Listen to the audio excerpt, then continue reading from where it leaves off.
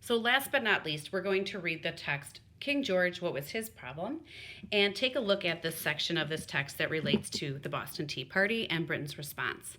Take a minute like I did and pause this video for naming column D, source D, King George, and I just put 3 dots to show that text. There is more text, but we don't have room to write the text. So similar to what we've done in the past with the other texts, anytime we see confirmation of something, we can star it, but let's keep an ear out for anything new. Maybe there isn't anything new because we've already read 3 texts on it, but there might be something that we could add to this column. So let's stay tuned and see what this book offers. Step 8, keep the tea tax. After the massacre, General Gage pulled the British soldiers out of Boston. This helped to calm things down. Over in Britain, leaders saw that the Townshend Acts were much more trouble than they were worth. Parliament voted to repeal or take back the taxes. Well, most of them. They left a tax on tea. This was done on specific instructions from King George. I am clear that there must always be one tax to keep up the right, and as such, I approve the tea duty. So remember that the word duty is a synonym for tax. Sure, the king knew this small tea tax would not bring in any real money. He just wanted everyone to know that Britain still had the power to tax the colonies.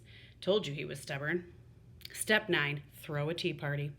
On the night of December 16th, 1773, a Boston shoemaker named George Hughes went into a blacksmith's shop and smeared coal dust on his face. He was hoping it would look like war paint of a Mohawk Indian. It didn't, but that was okay. The main idea was to be in disguise. Hughes went out into the dark street with an axe in his hand. Dozens of men, all badly disguised as Indians, were marching down the waterfront. Hughes joined the strange parade. 3 ships full of British tea were tied up at a wharf in Boston Harbor. The people of Boston had refused to let the ship owners unload the cargo. They had no intention of paying the tea tax. So the tea sat in the ships, neatly packed in chests, but not for long. George Hughes and the other disguised Sons of Liberty rowed out to the British ships. I'm remembering that we learned about the Sons of Liberty in this other text over here, so that it was the Sons of Liberty who organized this. I'm wondering with this text why they're specifically zooming in on the name of this one man, George Hughes the shoemaker. Did he have a real importance, or is the author just giving us a personal connection to someone involved in the event? I'm going to keep reading. Communicating with only grunts and silent signals, about 50 men boarded each ship. They dragged the chests of tea up to the deck, chopped them open with axes, and dumped the tea into Boston Harbor. Hundreds of people came down to the wharf to watch. Hughes even saw a few spectators sneak onto the ships to snag some of the tea. There were several attempts, he recalled, made by some of the citizens of Boston to carry off small quantities of it for their family use.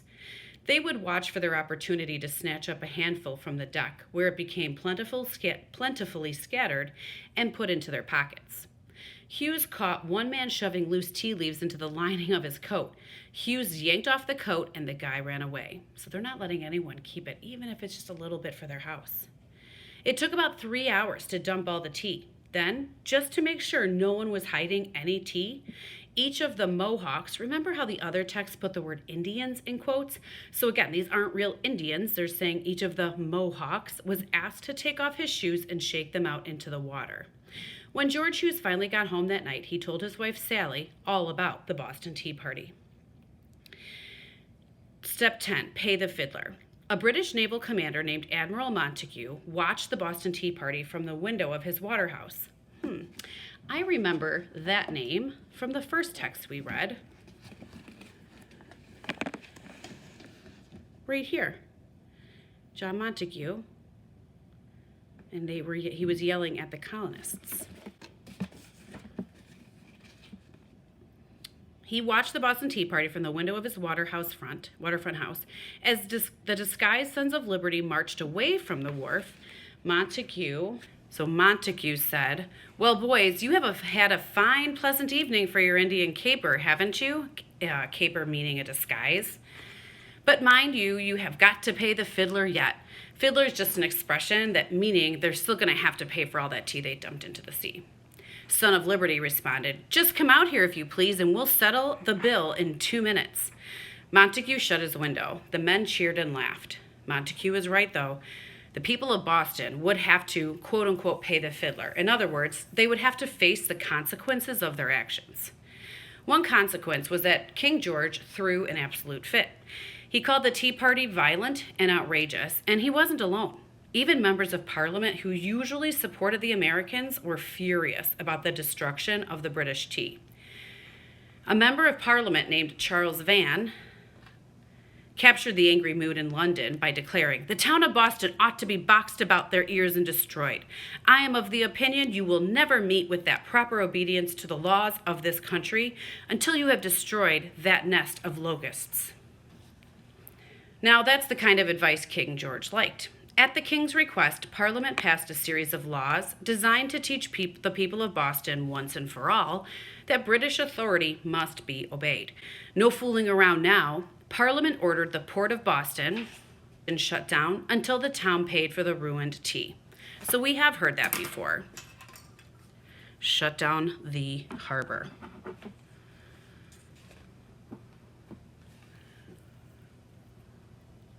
The people of Massachusetts would no longer be allowed to elect their own judges or sheriffs.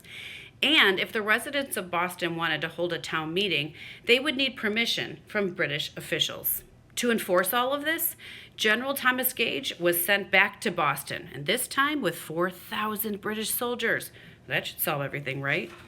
That reminds me of when they mentioned Britain sent troops. It said they sent 4,000 soldiers, so maybe I could put that in here.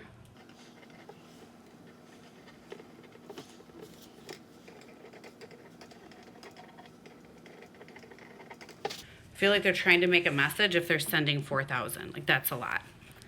Step 11, stand firm. A few months later, Samuel Adams was eating dinner with his wife and kids when one of the Boston's best tailors knocked on the door.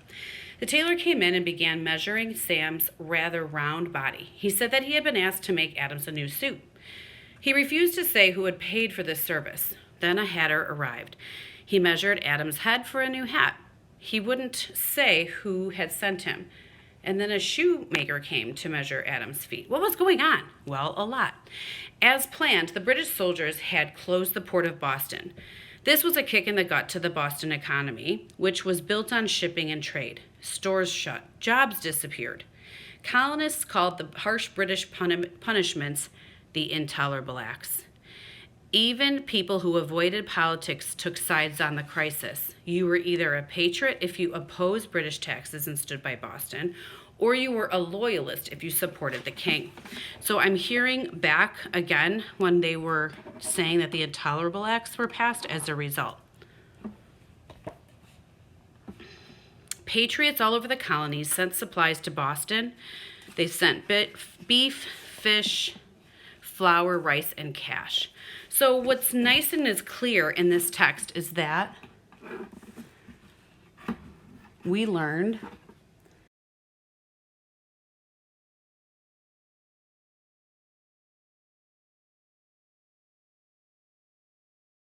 so something to note is that after Britain really punished the Bostonians, other colonies stepped up to support them by sending food and supplies. Patriot leaders also agreed to hold a meeting in Philadelphia. They could all get to know each other, maybe figure out what to do about the Intolerable Acts. That explains the tailor, hatter, and shoemaker. Of course, Sam Adams would be making the trip to Philadelphia for the Continental Congress. But for such an important meeting, he really needed some new clothes. So we didn't write it down in the last text, but it does sound like the colonists all sort of tried to band together at a first Continental Congress meeting in Philadelphia to say, well, how are we going to now respond to these Intolerable Acts?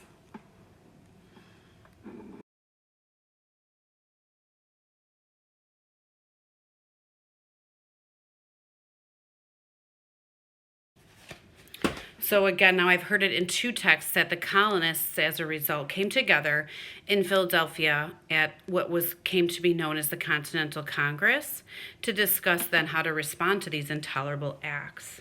So his friends hired a tailor and others, and Sam Adams set off for Congress in a fancy new suit with gold buttons on the sleeves and silver buckles on his shoes. Next to him in the carriage sat his cousin John Adams, a well known lawyer, patriot, and grump. A few hundred miles south in Virginia, George Washington was also getting ready for the Congress. Washington was one of the few patriot leaders with military experience. He had fought in the French and Indian War. He had recently made news with a bold promise. If need be, I will raise 1,000 men, subsist or supply them at my own expense, and march them myself at their head for the relief of Boston. Patrick Henry and Edmund Pendleton were two more Virginia patriots, stopped by Washington's place, and they all set out together for Philadelphia. As they rode off, a voice called out to them, "I hope you will all stand firm. I know George will." That was Martha Washington, George's wife. And while she urged courage, she also worried that this conflict might lead, saying, "I foresee consequences, dark days and darker nights." A little bit of foreshadowing, because what you may already know is that the American Revolutionary War is not too far off. So what we were able to gather then from this text was some more information and even confirm others that we had learned.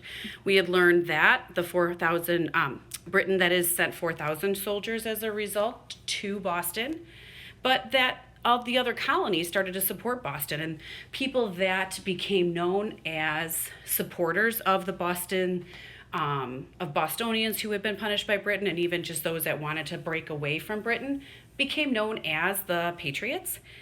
But if you were a colonist who lived in the colonies and still supported the king, you were known as the Loyalist. Last, we learned that the colonists decided to come together in Philadelphia at the First Continental Congress to discuss how are they going to respond now to Britain's intolerable acts.